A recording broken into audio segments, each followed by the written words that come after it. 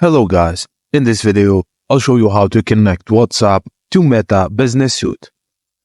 To set up WhatsApp account in Inbox using a new phone number on Meta Business Suite, follow these steps. Firstly, open Meta Business Suite and then go to Inbox. When you're there, select the WhatsApp tab. For some reason, I don't have it, but here's what it looks like. Click on Get Started. Then all you have to do is follow the on-screen instructions to create a WhatsApp business account with a new and registered phone number. Once set up, you can start messaging contacts on WhatsApp directly from Inbox by entering their phone numbers.